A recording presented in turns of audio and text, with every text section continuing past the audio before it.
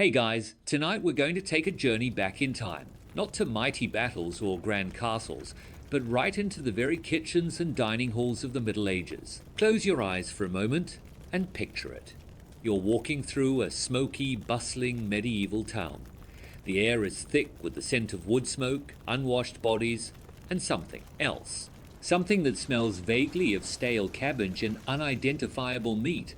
You pass by a grimy stall where a vendor is hawking what looks suspiciously like a blackened, lumpy sausage. You feel a sudden pang of hunger, and then a wave of nausea, because you quickly realize that your modern, discerning Palatine, likely your stomach probably, won't survive this trip. Seriously, what these folks considered a good meal might make your digestive system stage a full-scale revolt. So, before you get comfortable, take a moment to like the video and subscribe, but only if you genuinely enjoy what I do here. And if you're listening, drop a comment with your location and local time. It's always wild to see where everyone's tuning in from. Now, dim the lights, maybe turn on a fan for that soft background hum, and let's ease into tonight's journey together. You find yourself standing in a rather cramped, dark dwelling, typical of a medieval peasant's home. The air is damp, and the only light comes from a small, sputtering fire in the hearth. The smell, you've quickly learned, is a constant companion. What immediately strikes you, if you were to peer into the humble larder, is the sheer, overwhelming presence of grain. It's everywhere. Sacks of it, sheaves of it, and the ever-present, sometimes slightly mouldy, loaves of bread. You see, for the vast majority of medieval society, especially the serfs and common folk, bread wasn't just part of the meal. It was the meal. It was the backbone, the filler, the utensil, and sometimes the only thing standing between you and gnawing hunger. Imagine your daily life revolving around the harvest. From dawn till dusk, you're toiling in the fields, your hands calloused, your back aching. And what fuels this relentless labor? Most likely it's a coarse, dark loaf of bread, probably made from rye or barley, perhaps mixed with a bit of oats. This isn't your artisanal sourdough or fluffy white sliced bread. Oh no, this is heavy, dense, and often quite tough. It's designed to fill you up and stay with you, providing the slow release energy needed for a day of back-breaking work. It's often baked in communal ovens, a social ritual in itself, where everyone brings their dough and waits for their turn. This shared baking process was a huge part of community life, a place where gossip was exchanged and friendships forged, all centered around the creation of this vital foodstuff. One of the more fascinating and frankly a bit disturbing quirks of medieval bread was its occasional role beyond mere sustenance. You might find yourself eating a trencher. No, not a trencher bread, but a trencher, which was literally a thick slice of stale bread used as a plate. You'd pile your meager stew or vegetables onto it, letting the bread soak up the juices, and then, when you were done, you'd either eat the soggy trencher or, more often, give it to your dog or the poor. Talk about zero waste. It's an ingenious, if not entirely appetizing, solution to the lack of proper dinnerware. And historians still argue whether the primary reason for trenchers was truly economic-saving on pottery or if it was a deliberate culinary choice to enhance the meal's flavors. The sheer volume of grain consumed was staggering. An average medieval person might consume several pounds of bread a day. Think about that for a second. That's a lot of carbs, even for someone doing intense manual labor. And while wheat was preferred, especially for the more affluent, it was often too expensive for the common person. So, rye, barley, and oats became the staples, sometimes mixed with legumes like peas or beans to stretch the flour further. The quality of your bread was often a direct indicator of your social standing.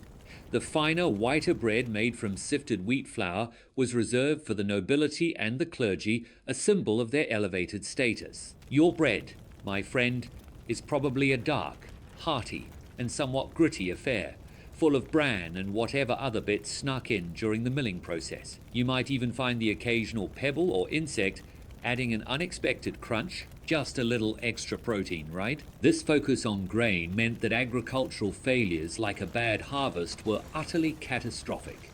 Without the grain, there was no bread, and without bread, there was widespread famine. You can imagine the constant anxiety that must have permeated medieval life. knowing that your very survival hinged on the whims of the weather and the fertility of the land. It made every harvest a moment of profound relief, a temporary reprieve from the ever-present threat of starvation. And yet, despite the simplicity, this reliance on bread fostered a deep connection to the land and the cycles of nature, a connection we've largely lost in our modern world of endless supermarket aisles. As your journey through time continues, leaving the medieval era behind, you suddenly find yourself in a very different yet equally challenging world.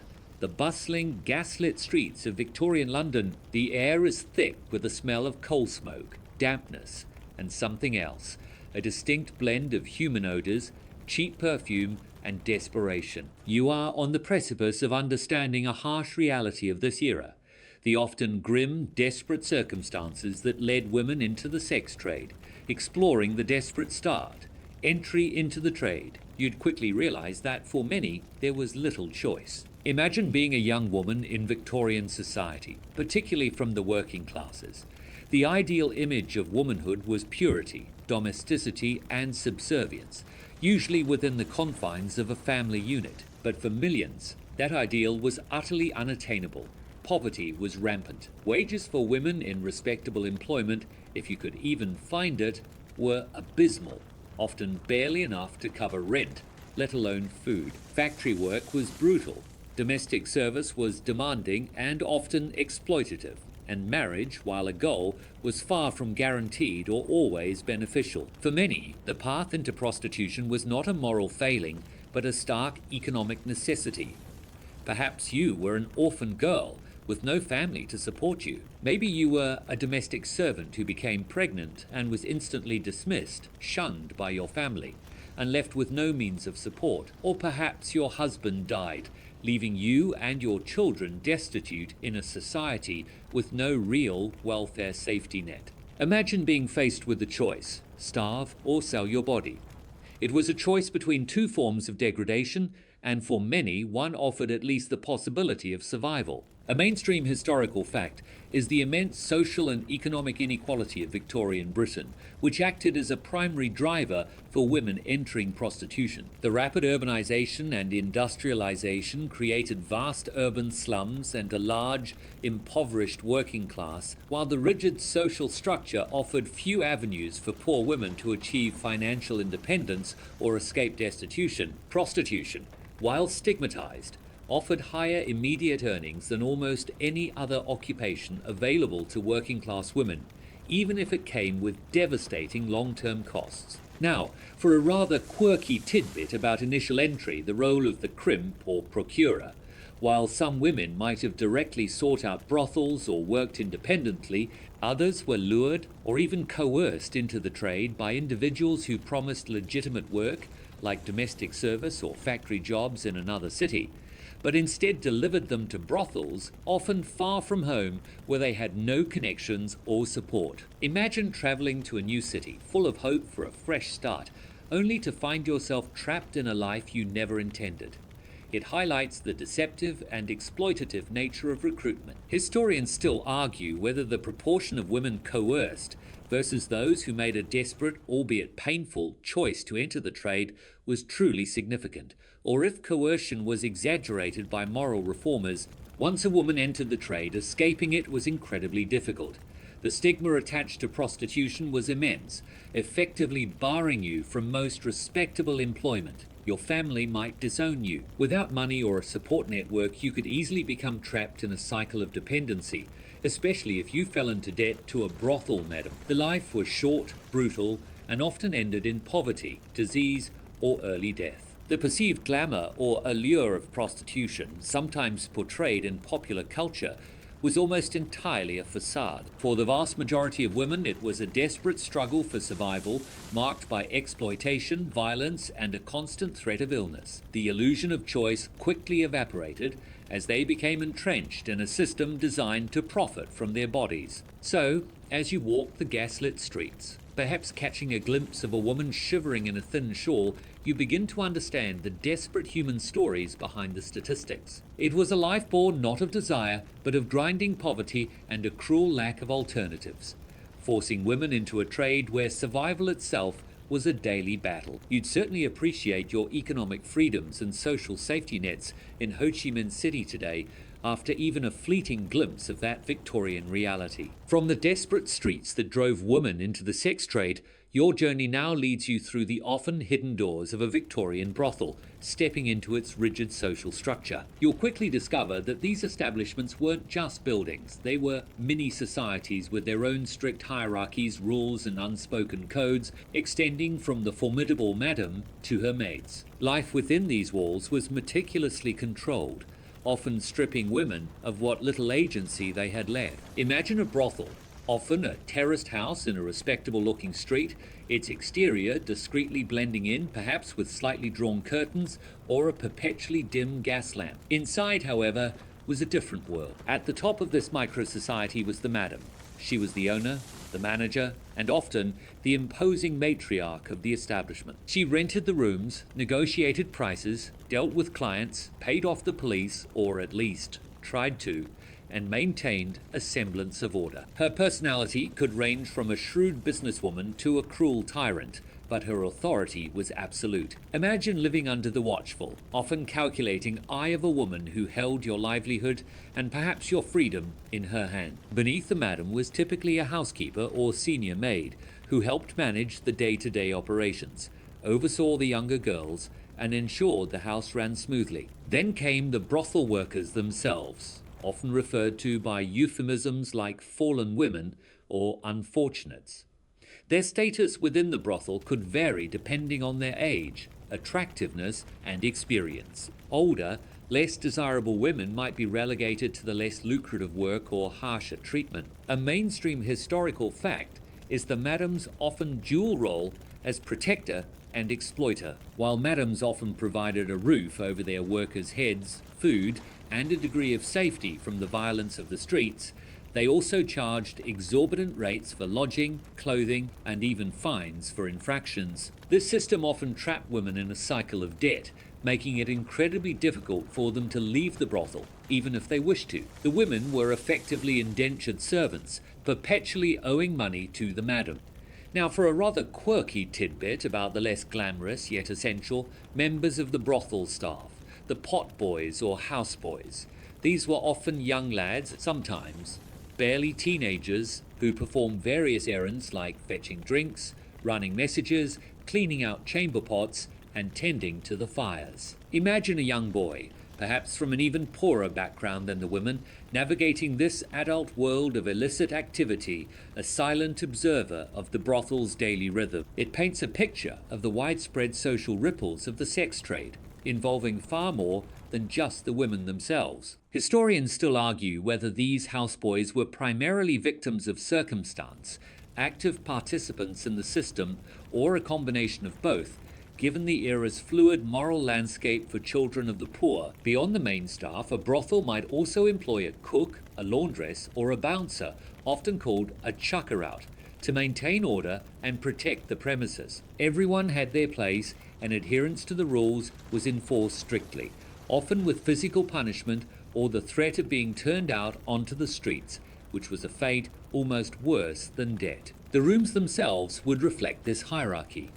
While the madam might have comfortable private quarters, the women often shared cramped, sparsely furnished bedrooms, sometimes sleeping 2 or 3 to a bed. There was little privacy or personal space, and every aspect of their lives was subject to the madam's scrutiny. So, as you imagine navigating this tightly controlled world, from the imperious madam to the silent houseboy, you begin to understand that a Victorian brothel was a complex, often oppressive environment. It was a place where desperate women sought survival, only to find themselves trapped in a new kind of servitude, their lives dictated by the rigid hierarchy and the constant pursuit of profit. You'd certainly appreciate your personal space and the legal protections of modern labor laws after experiencing the daily realities within those walls. It's early July 2025 in Ho Chi Minh City, and thankfully this kind of hidden hierarchy is a relic of the past here. Leaving the rigid hierarchy of the Victorian brothel,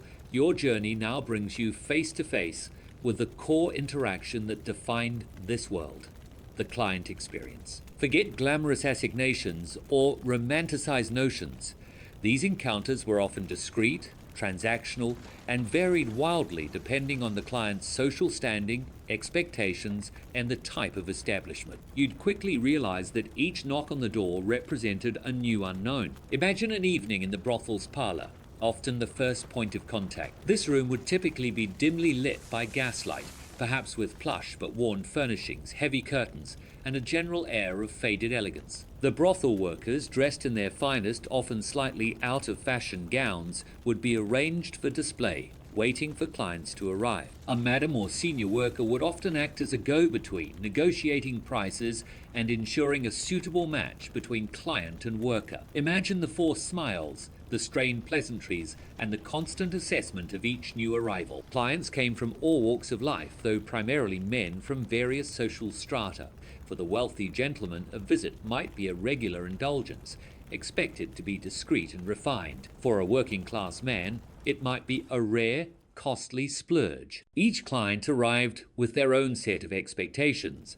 Some sought companionship and conversation, others purely sexual services, and a worrying number sought to enact dominance or even violence. The brothel worker had to quickly assess the client, understand their desires, and navigate the interaction to ensure her own safety and secure payment. A mainstream historical fact is the widespread presence of prostitution across all levels of Victorian society, from lavish high-end brothels catering to the elite to miserable, illicit street walking in the poorest districts. Prostitution was an open secret, a necessary evil tolerated by society to manage male sexuality and maintain the purity of respectable women. This pervasive demand ensured a constant supply of clients, creating a vast, stratified industry. Now, for a rather quirky tidbit about client expectations, the demand for innocence or novelty. Some clients, particularly wealthier ones, would seek out fresh girls,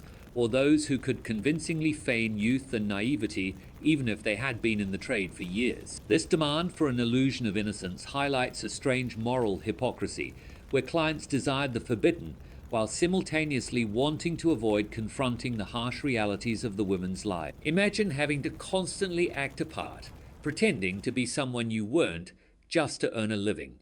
It speaks volumes about the psychological toll of the work. Historians still argue whether this demand for innocence was primarily a sexual fetish, a means for clients to assuage their guilt, or simply a fleeting fashion in the ever-shifting landscape of illicit desires. The encounters themselves would vary. In higher-class brothels, there might be a period of drinking and conversation in the parlor before retiring to a private room. In cheaper establishments, the transaction would be much quicker, with little to no preamble. Payment was almost always up front, and the brothel worker would hand over a portion, often a significant percentage, to the madam, leaving her with only a fraction for herself. Discretion was paramount for clients. Many were married men, or men with reputations to protect. The brothel was a place where social rules could be bent, but exposure carried severe consequences. Brothel workers were expected to maintain this discretion, protecting the client's identity even as their own lives were publicly condemned. So, as you observe the veiled exchanges and the hushed movements of clients and workers, you realize that the client experience in a Victorian brothel was a transactional dance, often devoid of genuine connection. It was a world of unspoken desires, social hypocrisy, and the constant balancing act between earning a living and preserving a semblance of dignity. You'd certainly appreciate the concept of informed consent and protected privacy in any modern interaction after this. From the transactional nature of the client experience, your journey now turns to how brothel workers presented themselves, stepping into the surprising world of fashion and appearance, allure and deception. Forget personal style. Every aspect of a brothel worker's attire and makeup was a carefully curated performance, designed to entice clients, signal availability, and often mask the harsh realities of their lives. You'd quickly realize that their beauty was a strategic facade. Imagine a brothel worker preparing for her evening. While respectable Victorian women favored modesty, dark colors, and voluminous silhouettes, brothel workers often adopted a different yet equally specific style. Their clothing might be more vibrant, perhaps in daring shades of red, purple, or bright blue, designed to catch the eye in dimly lit parlors or gaslit streets. Fabrics might be silk or velvet, often a bit worn or slightly out of date for the highest fashion, but still aiming for an air of luxury. Imagine a dress with a slightly lower neckline or a more cinched waist than was deemed proper for a lady, signaling a different kind of freedom. The style of dress was often a delicate balance, provocative enough to attract clients, but not so overtly vulgar as to deter gentlemen seeking discretion. They might wear more noticeable jewelry, perhaps a flashy brooch or a necklace, again aiming for an appearance of affluence. The overall impression was one of sensual allure, a stark contrast to the demure ideal of the angel in the house. A mainstream historical fact is the deliberate use of fashion to distinguish prostitutes from respectable women. While not always a uniform, there were subtle and sometimes not so subtle cues in dress, hair, and makeup that allowed clients to identify women in the trade. This signaling was crucial in a society where public discussion of prostitution was taboo, yet its practice was widespread.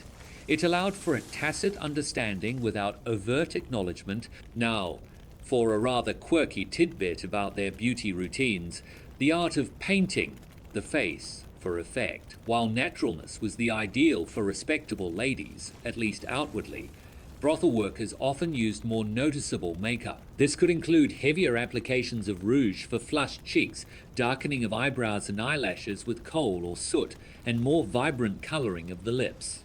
The aim was to appear youthful, healthy, and alluring under artificial gaslight, often disguising fatigue, illness, or age. Imagine carefully painting on a vibrant flush to appear energetic and inviting, even if you felt utterly exhausted. Historians still argue whether the heavy makeup of brothel workers was primarily a practical tool for allure under poor lighting, a symbolic act of defiance against societal norms, or simply a reflection of common beauty trends exaggerated for effect. Hair would often be styled more elaborately, sometimes left unbound or adorned with artificial flowers or ribbons, again contrasting with the covered hair of respectable married women. Perfumes, as we've discussed before, would be liberally applied to mask other odors and add to the allure. Every detail, from the slightly bolder color of a gown to the more pronounced curl of a coiffure, was part of the unspoken language of attraction in this clandestine world. This constant performance of beauty was physically and emotionally demanding. Maintaining a youthful, alluring appearance under difficult living conditions,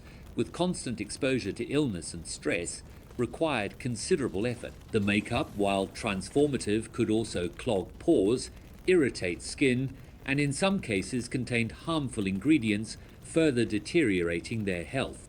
So, as you observe the carefully constructed image of a Victorian brothel worker, from her vibrant dress to her painted face, you realize that her appearance was a meticulously crafted tool for survival. It was a world where allure was a commodity, and deception was a necessary art, blurring the lines between true beauty and a desperate performance. You'd certainly appreciate the freedom of genuine self-expression in your modern fashion choices after glimpsing this restrictive, calculated world. From the carefully constructed allure of fashion and appearance, your journey now leads you beyond the public parlor into the more intimate, yet often bleak, realities of living conditions within a Victorian brothel. Forget spacious, private rooms. These were often cramped, unsanitary, and shared spaces that offered little comfort or dignity, highlighting the harsh daily existence of the women who worked there. You'd quickly realize that a roof over your head often came with a heavy price. Imagine the typical bedroom within a brothel.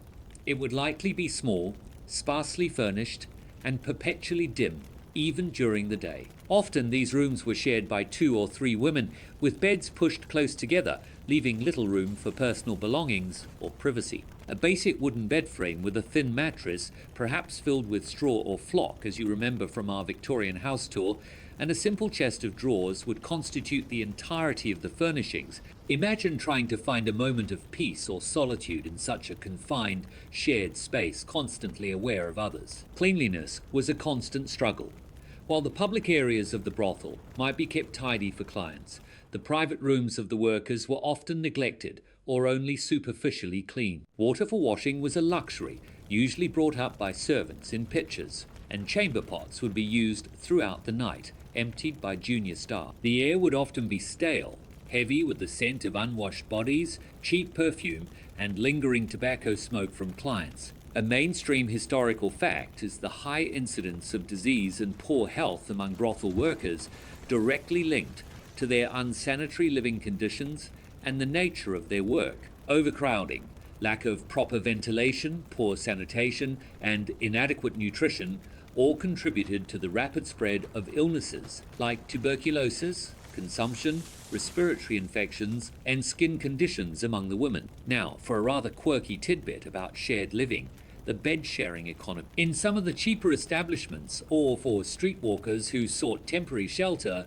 women might literally rent a bed for a few hours or a night, sharing it in shifts with other workers. Imagine finishing your shift, only to find another woman already occupying your bed, or waking up to make room for someone else. This practice highlights the extreme desperation and the absolute lack of personal space and privacy for the most marginalized. Historians still argue whether such extreme bed sharing was a common, organized system or a desperate, informal arrangement born of severe poverty and a transient lifestyle. Food, while provided, was often basic and repetitive, lacking the nutritional variety needed for good health. Meals would be taken communally, often in a small dining area, but there would be little time for leisurely enjoyment. Alcohol, however, was often plentiful, serving as a coping mechanism and a way to dull the realities of their work. The lack of private space meant a constant invasion of personal boundaries. Even when not with the client, the women were rarely truly alone. This constant proximity, combined with the stress of their work, could lead to tension, arguments, and a pervasive sense of exhaustion. Their home was merely a place of work and minimal shelter, not a sanctuary. So, as you imagine trying to sleep in a cramped, stuffy room with several other people, constantly aware of their presence and the lingering smells, you realize that the living conditions within a Victorian brothel offered little respite from the harshness of their existence. It was a world of minimal comfort, constant exposure, and a profound lack of personal dignity. You'd certainly appreciate your own private bedroom and the clean air of Ho Chi Minh City after that suffocating glimpse. From the cramped, unsanitary confines of a Victorian brothel bedroom, your journey now brings you to the most terrifying and inescapable reality of a brothel worker's life, health, and disease. Forget modern medicine, antibiotics, or widespread public health campaigns. In Victorian times, these women faced a constant, debilitating onslaught of illnesses, particularly sexually transmitted infections, with little hope of effective treatment or genuine recovery. You'd quickly realize that their bodies were on the front lines of an invisible, deadly war. Imagine the constant threat. In an era before the understanding of germs, before antibiotics, and without reliable contraception or barrier methods, like condoms, which were rudimentary and not widely used for disease prevention, sexually transmitted infections, STIs, were rampant. Syphilis, gonorrhea, and chancroid were common and devastating. Syphilis, in particular, progressed through horrific stages, from painful sores to skin rashes, eventually leading to neurological damage, blindness, madness, and death. Imagine experiencing such a slow, agonizing decline, knowing there was no cure. Beyond STIs, brothel workers were highly susceptible to a myriad of other illnesses. The poor living conditions, overcrowding, dampness, lack of ventilation, inadequate food, made them prime targets for diseases like tuberculosis, consumption, which ravaged the working classes. Respiratory infections, skin conditions exacerbated by poor hygiene and crude cosmetics, and general debility from exhaustion and poor nutrition were also common. Imagine constantly coughing, feeling weak, and seeing your health visibly deteriorating, with no real hope of effective treatment. A mainstream historical fact is the immense toll of sexually transmitted diseases on Victorian prostitutes, often leading to premature death. Records from workhouses, hospitals, and Magdalene asylums consistently show that a significant percentage of women in the trade suffered from chronic venereal diseases, which not only caused immense suffering but also rendered them unable to work, trapping them in cycles of poverty and illness. Now, for a rather quirky tidbit about their attempts at treatment, the use of mercury for syphilis. While highly toxic, mercury was a commonly prescribed and agonizing cure for syphilis throughout the Victorian era. It was administered in various forms, including rubs, pills, or vapor baths, causing salivation, tooth loss, tremors, and neurological damage, often making the patient worse than the disease itself. Imagine being prescribed a treatment that slowly poisoned you with no understanding of its true effects, all in a desperate attempt to cure another devastating illness. Historians still argue whether the perceived, albeit temporary, efficacy of mercury treatments against syphilis was due to placebo effect, a minor symptom suppression, or if its debilitating side effects simply made patients too ill to complain about the original disease. Access to medical care was fragmented and often punitive. While some philanthropic hospitals might treat fallen women, they were often treated with judgment and moral condemnation. Quack doctors and patent medicines, often containing opium or other addictive substances, preyed on their desperation, offering false hope and exacerbating their problems. Many women simply relied on self-medication, ignoring their symptoms until they became unbearable. The constant physical demands of their work, coupled with insufficient rest and chronic illness, created a vicious cycle. Their bodies were their livelihoods, yet their livelihoods systematically destroyed their bodies. The average lifespan of a Victorian prostitute was tragically short, often little more than a decade from their entry into the trade. So, as you imagine the pervasive pain, the chronic coughs, and the visible signs of disease that haunted a brothel worker's life, you realize that their existence was a constant, desperate struggle against the invisible enemies of illness. It was a world where a healthy body was a fleeting luxury, and the pursuit of a livelihood systematically consumed their very being. You'd certainly appreciate your modern healthcare system and safe sex education after this chilling glimpse into Victorian medical realities. From the agonizing realities of health and disease, your journey through the Victorian brothel now leads you to the common yet deeply tragic coping mechanisms employed by its workers: addiction and self-medication. Forget modern therapy or pharmaceutical antidepressants. In an era of immense physical and emotional suffering, women in the sex trade often turn to readily available substances like alcohol and laudanum, plunging themselves into cycles of dependency in a desperate attempt to dull their pain. You'd quickly realize that escaping their reality was often as dangerous as facing it. Imagine the relentless emotional and physical toll of a brothel worker's life: the shame, the exploitation, the constant threat of violence, the gnawing anxiety of disease, and the pervasive cold and hunger all created an unbearable burden. For many, the only accessible respite was through chemical means. Alcohol was widely available and cheap, from gin palaces to the brothel's own cellar. A glass, then another, could offer a temporary escape, dulling the emotional pain and providing a fleeting sense of warmth or courage. Imagine the fleeting relief, followed by the inevitable hangover and deepened despair. Beyond alcohol, laudanum was a particularly insidious form of self-medication. Laudanum was an opium-based tincture, widely available in Victorian pharmacies and even general stores, sold as a cure-all for everything from headaches to female complaints. It was cheap, legal, and incredibly addictive. Brothel workers would often take it to numb physical pain, alleviate anxiety, induce sleep, or simply to cope with the sheer misery of their existence. Imagine pouring a dark, syrupy liquid into a spoon, knowing it would bring a temporary oblivion, even if it meant risking addiction. A mainstream historical fact is the widespread, unregulated use of opium and its derivatives, like laudanum, across all social classes in Victorian Britain, but particularly among the poor and working classes who had little access to effective medical care or other forms of pain relief. This led to a significant, yet often hidden, problem of addiction, with countless individuals inadvertently becoming dependent on these powerful narcotics. For brothel workers, it was an almost unavoidable path to coping. Now, for a rather quirky tidbit about the visible signs of laudanum use, the telltale opium pallor. Chronic use of opium, especially laudanum, often led to a distinctive pale or sallow complexion, sunken eyes, and a generally emaciated appearance. Imagine trying to maintain an alluring appearance for clients while slowly wasting away from addiction. The very substance you used to cope betraying your secret, it was a grim physical manifestation of their internal struggle. Historians still argue whether the opium pallor was always immediately recognizable by contemporaries, or if it was often masked by other ailments and heavy cosmetics, making addiction less obvious to casual observers. The cycle of addiction was vicious.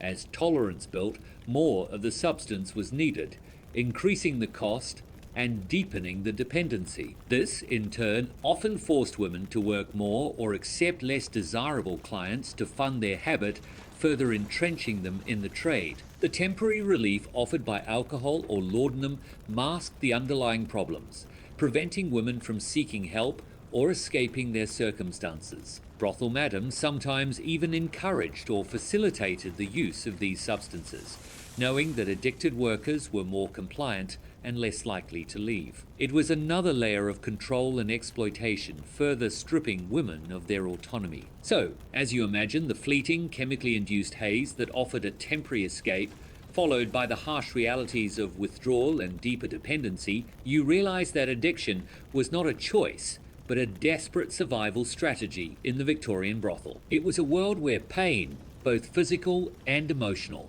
was so profound that self-destruction became a twisted form of solace. You'd certainly appreciate your modern understanding of mental health, addiction treatment, and genuine pain relief after glimpsing this tragic reality. The safety and regulated nature of pharmaceuticals today, from the agonizing realities of health and disease, your journey through the Victorian brothel now leads you to the common yet deeply tragic coping mechanisms employed by its workers. Addiction and self-medication. Forget modern therapy or pharmaceutical antidepressants. In an era of immense physical and emotional suffering, women in the sex trade often turn to readily available substances like alcohol and laudanum, plunging themselves into cycles of dependency in a desperate attempt to dull their pain.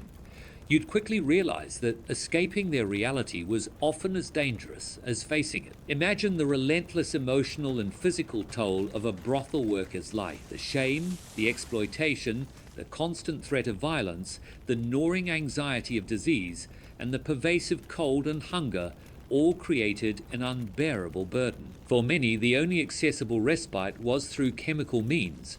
Alcohol was widely available and cheap, from gin palaces to the brothel's own cellar. A glass, then another, could offer a temporary escape, dulling the emotional pain and providing a fleeting sense of warmth or courage. Imagine the fleeting relief, followed by the inevitable hangover and deepened despair. Beyond alcohol, laudanum was a particularly insidious form of self-medication. Laudanum was an opium-based tincture, widely available in Victorian pharmacies and even general stores, sold as a cure-all for everything from headaches to female complaints.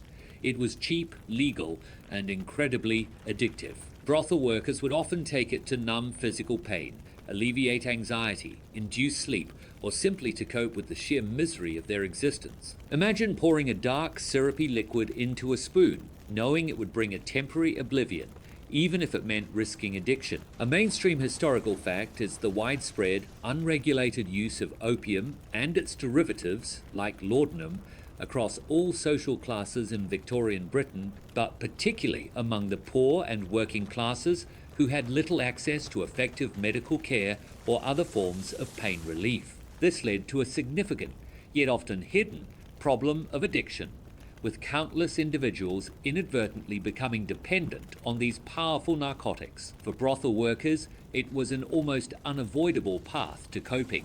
Now, for a rather quirky tidbit about the visible signs of laudanum use, the telltale opium pallor.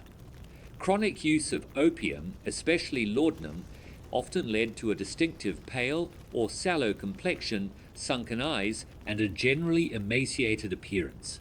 Imagine trying to maintain an alluring appearance for clients while slowly wasting away from addiction, the very substance you used to cope betraying your secret. It was a grim physical manifestation of their internal struggle. Historians still argue whether the opium pallor was always immediately recognizable by contemporaries, or if it was often masked by other ailments and heavy cosmetics, making addiction less obvious to casual observers. The cycle of addiction was vicious.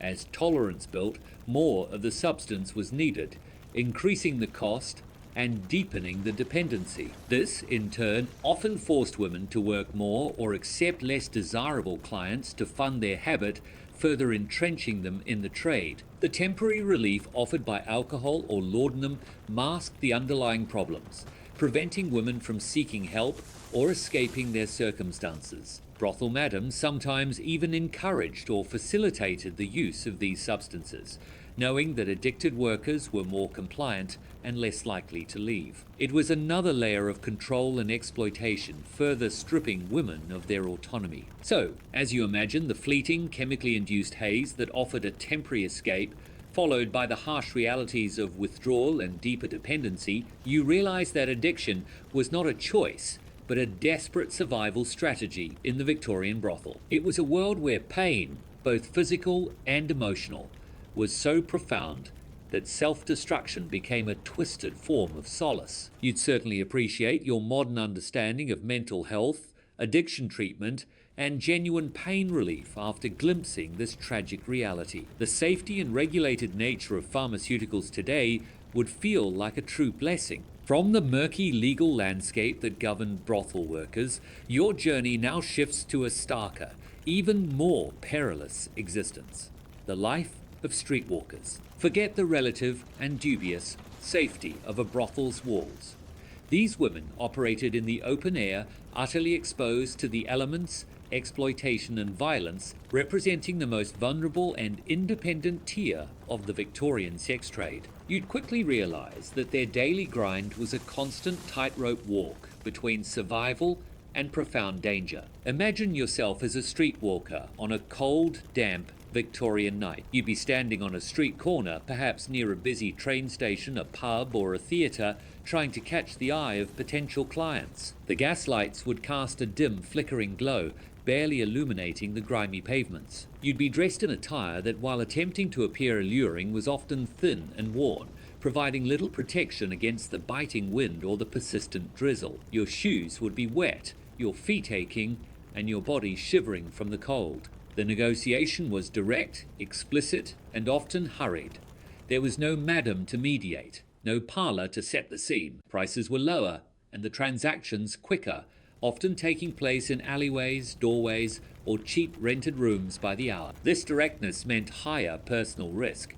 You were entirely dependent on your own wits and courage to secure a client and ensure your own safety. A mainstream historical fact is the immense vulnerability of streetwalkers to violence and robbery. Lacking the limited protection offered by a brothel, street prostitutes were frequently targets of physical assault, robbery, and even murder by clients or other criminals. The police, while often harassing them, offered little genuine protection from these dangers, often viewing them as disposable members of society. This constant threat of violence was an ever-present shadow over their lives. Now, for a rather quirky tidbit about their workplace adaptations, the use of flash houses or kip houses, these were incredibly cheap, often squalid, rented rooms or dilapidated buildings where streetwalkers could take clients for a quick transaction, often paying a meager fee to the owner for a few minutes of privacy. Imagine a single, barely furnished room, perhaps shared by dozens of women over the course of a night,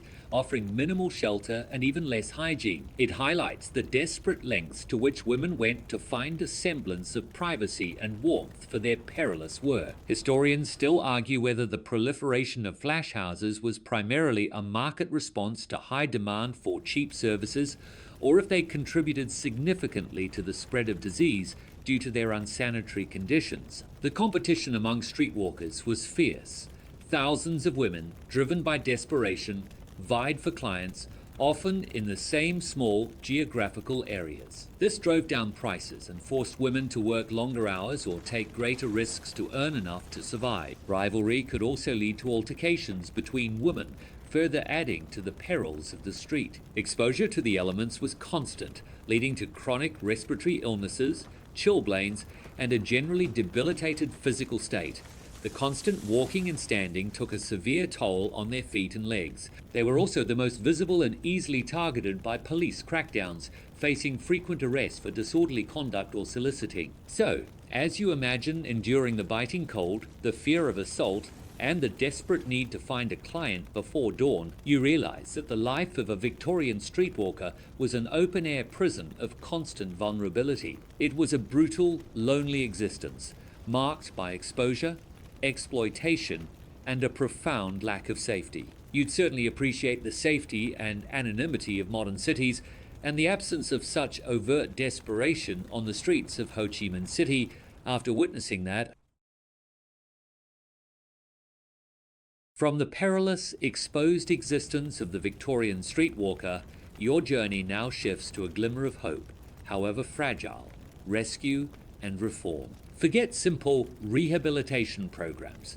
Leaving the Victorian sex trade was an arduous, often frustrating path, fraught with profound challenges and limited opportunities despite the efforts of various charities and moral reformers. You'd quickly realize that escaping the life was a daunting task. Imagine a woman who, through illness, exhaustion, or a moment of profound despair, decided she wanted to leave prostitution. Her options were incredibly limited. Society, as you've seen, profoundly stigmatized fallen women, effectively barring them from most respectable avenues of employment. Her family might have disowned her. She likely had no savings, no skills beyond those of the trade, and often a chronic illness. It was a vicious trap, designed by societal judgment and economic realities. Into this grim landscape stepped various rescue and reform societies. These were typically philanthropic organizations, often run by religious groups aiming to save and rehabilitate prostitutes. They established institutions known as Magdalene asylums or homes for fallen women. Imagine a stern, yet sometimes well-meaning, matron offering you a place to stay, food, and religious instruction, but with very strict rules. A mainstream historical fact is the establishment and significant role of Magdalene asylums in Victorian Britain. These institutions, named after Mary Magdalene, a biblical figure traditionally associated with reformed prostitutes, aimed to provide shelter, moral instruction, and training in domestic service to women leaving the trade. While often offering a genuine alternative to destitution, their methods were frequently punitive, emphasizing repentance and conformity and stripping women of their autonomy. Now, for a rather quirky tidbit about the women who ran these reformatories, the often intense moral fervor of their female superintendents. Many of the women who managed Magdalene asylums were deeply religious and passionately committed to their cause, but sometimes lacked understanding of the complex socio-economic realities that drove women into prostitution. Their zeal could translate into a rigid, unforgiving atmosphere, where any perceived backsliding or defiance was met with harsh punishment. Imagine being in their care, feeling judged even as you sought help. Historians still argue whether the strict moralistic approach of these asylums was genuinely effective in rehabilitation, or if it often deterred women from seeking help due to its punitive nature. Life within these reformatories was austere. Women were expected to confess their sins, undergo rigorous religious instruction, and perform domestic labor, laundry, sewing, cleaning as a form of penance and vocational training. Contact with the outside world was often severely restricted, and personal possessions might be confiscated. The ultimate goal was to train them for domestic service, seen as the only respectable path open to them. However, many women, after enduring the harsh discipline, found domestic service equally exploitative, or were simply unable to cope with the transition back to a respectable, yet still impoverished, life. The success rates of these institutions were mixed. Many women did not stay, finding the strictures too oppressive or the promise of a better life too elusive. Some returned to prostitution, unable to escape the economic pull or the social stigma. Others found genuine salvation, but their numbers were often dwarfed by the sheer scale of the problem. So, as you imagine the grim choice between the perilous streets and the rigid confines of a Magdalene asylum, you realize that escaping the Victorian sex trade was a daunting, often lonely, and profoundly challenging ordeal. It was a world where societal condemnation made genuine reform incredibly difficult, and the path to a new life was paved with judgment and limited options. You'd certainly appreciate the nuanced social work and support systems available in modern times after this glimpse into Victorian rescue efforts. From the crushing financial realities and dwindling hope, your journey through the Victorian sex trade now leads you to perhaps its most heartbreaking aspect: motherhood and children. Forget the nuclear family ideal of Victorian society. For women in the sex trade, having children presented an almost insurmountable challenge, forcing impossible choices and creating profound cycles of poverty and abandonment. You'd quickly realize that a brothel was no place for a child. Imagine a brothel worker discovering she is pregnant. Her immediate reaction would likely be one of terror. Pregnancy meant an end to her income, at least temporarily, which for many was tantamount to starvation. It also carried immense social stigma, as single mothers, especially those involved in prostitution, faced profound condemnation and ostracization. There was no paternity leave, no government assistance, and often no support from the child's father. The choices available to a pregnant brothel worker were stark and desperate. Some might attempt dangerous back-alley abortions, often leading to severe injury or death. Others might carry the pregnancy to term, but then be forced to abandon the child to a foundling hospital, an orphanage, or a baby farmer.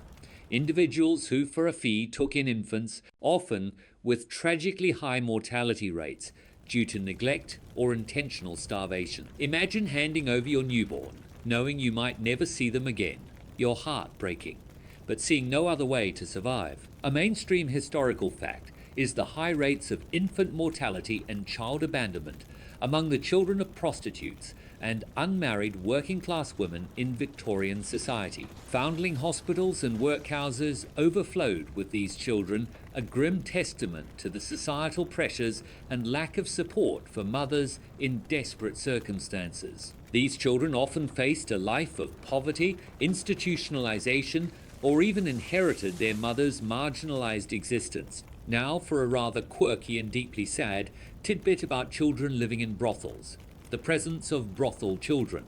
While often sent away, some children, particularly infants and toddlers, might briefly live within the brothel itself, cared for by their mothers during quiet hours or by other women. Imagine a child growing up surrounded by the sounds and sights of the sex trade, their play interspersed with the arrival of clients and the hushed movements of the women. It paints a disturbing picture of a childhood utterly devoid of innocence, constantly exposed to an adult world of exploitation and despair. Historians still argue whether the presence of children in brothels was primarily a result of unavoidable circumstance, a form of exploitation by madams, using the children to elicit sympathy from clients, or a desperate attempt by mothers to keep their infants close as long as possible. For those mothers who tried to keep their children, the challenges were immense. Caring for a child required time, money, and a stable environment, all of which were scarce. The child's presence also made it harder to attract certain clients and increase the moral judgment faced by the mother. Many mothers worked tirelessly to earn enough to send their children to live with relatives in the countryside or to be cared for by others, hoping to give them a respectable upbringing away from the brothel's stigma. The emotional toll of these choices was profound. Mothers suffered immense guilt and grief, yet were often powerless to change their circumstances. Their children, if they survived, carried the stigma of their birth throughout their lives, often facing discrimination and limited opportunities.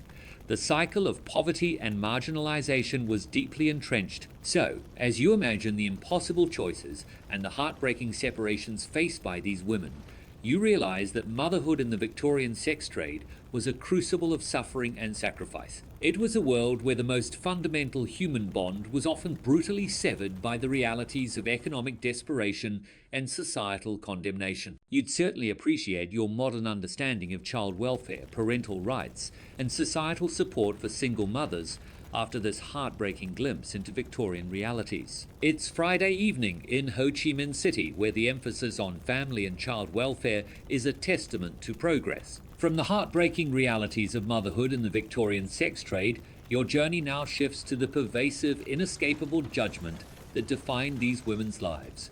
Social stigma, forget quiet disapproval.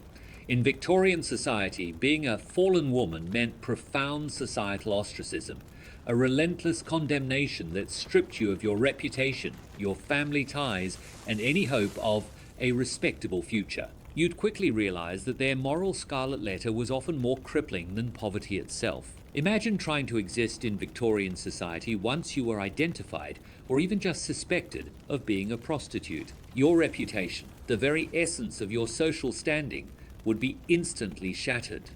Respectable society, particularly women, would shun you completely. You would be barred from employment in shops, factories, or domestic service. Churches might refuse you entry. Even casual acquaintances would cross the street to avoid you. The moral judgment was absolute and unforgiving, effectively rendering you an outcast. This ostracism extended beyond mere social slights. It permeated every aspect of life. Landlords might refuse to rent to you. Shopkeepers might treat you with contempt. Your children, if you had any, would inherit your stigma, facing discrimination in schools and future employment. Imagine living in a society where your very existence was seen as a moral blight, and every interaction was tinged with judgment. A mainstream historical fact is the rigid Victorian moral code that created a stark dichotomy between pure women and fallen women. Society placed immense value on female chastity and domesticity, and any deviation, especially engaging in prostitution, resulted in severe and almost irreversible social condemnation. This moralistic framework effectively trapped women in the trade, as there was little path back to respectability once their reputation was lost. Now, for a rather quirky tidbit about public identification, the painted woman stereotype. While many brothel workers tried to maintain a semblance of discretion, those on the streets or in cheaper establishments were often identifiable by their clothing, demeanor, and notably their makeup. The use of more obvious rouge, darkened eyes, and brightly colored dresses, which we discussed earlier, was seen by respectable society as a blatant sign of their profession. Imagine your makeup not just enhancing your features, but acting as a public label of your condemned status. It was a visual signifier of their moral fall, inviting both male attention and societal scorn. Historians still argue whether this painted woman stereotype was primarily a realistic depiction, a moralistic caricature designed to demonize prostitutes, or a reflection of the era's anxieties about female sexuality and social boundaries. The loneliness could be profound. Families, often shamed by a daughter's entry into the trade, would disown her, cutting off all ties. Former friends would disappear. The only social circle remaining was often within the brothel itself or among other marginalized individuals, reinforcing their isolation from mainstream society. Christmas, holidays, or family gatherings would be poignant reminders of the life they had lost. Even death offered no escape from stigma.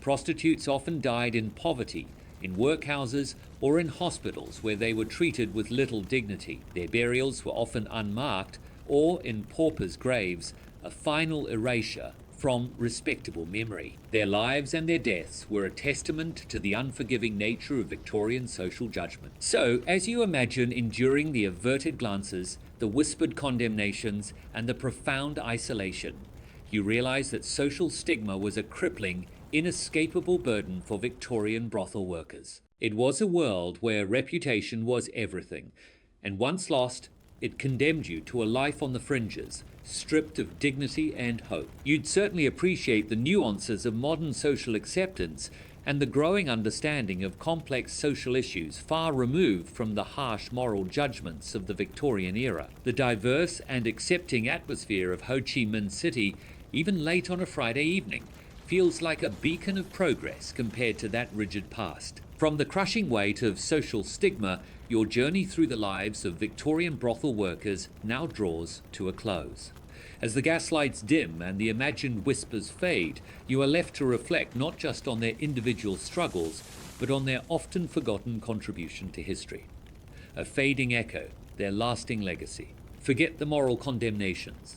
These women, through their very existence, inadvertently shaped social discourse, medical understanding, and the earliest stirrings of women's rights movements in profound ways. Imagine how easily their stories could have been erased. Shunned in life, often buried in unmarked graves, the vast majority of Victorian prostitutes were destined to be forgotten by polite society. Yet, Their pervasive presence, the sheer scale of the problem, forced Victorian society to confront uncomfortable truths about poverty, gender inequality, and male sexual behavior, even if the responses were often punitive and hypocritical. They were the uncomfortable mirror society held up to itself. The medical challenges posed by venereal diseases among soldiers and sailors, which often came from interactions with prostitutes, directly led to the infamous Contagious Diseases Acts. While these acts were discriminatory and ultimately repealed, the fierce public backlash against them, led by women's rights campaigners like Josephine Butler, marked a crucial moment in the history of feminism and civil liberties. These women,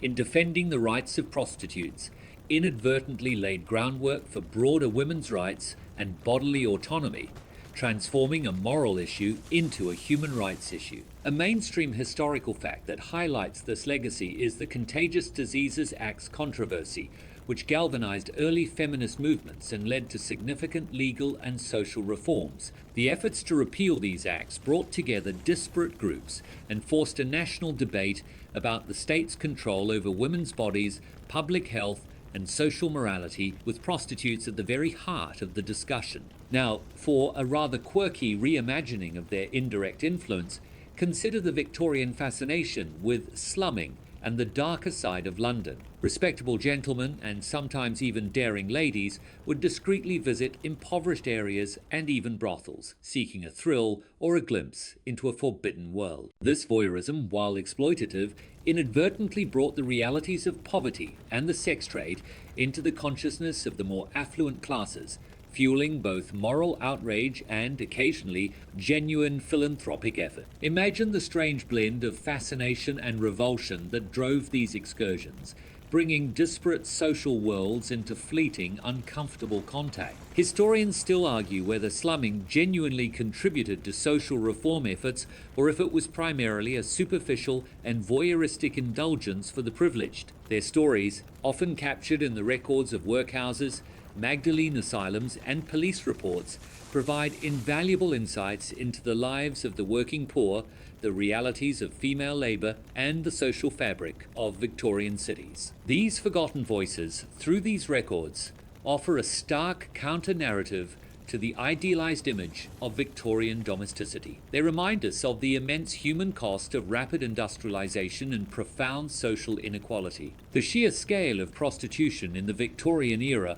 also forced a re-evaluation of male sexual health and behavior, although this was often focused more on preventing disease spread to respectable families than on the well-being of the women themselves. Nevertheless, it began a slow, grudging acknowledgement of male responsibility in sexual health. So, as the sounds of Victorian London fade, and you settle deeper into your dreams, leaving behind the gaslights and the whispered condemnations, you're left with a profound sense of the often unacknowledged legacy of these women. Their struggles, their suffering, and their mere existence became a catalyst for social change, pushing at the rigid boundaries of Victorian morality and inadvertently helping to shape the more nuanced understanding of gender, poverty, and human rights that we strive for today. The bustling, diverse streets of Ho Chi Minh City, even late on a Friday evening, stand as a testament to societal progress, built on the often forgotten lessons of such harsh histories. Sweet dreams,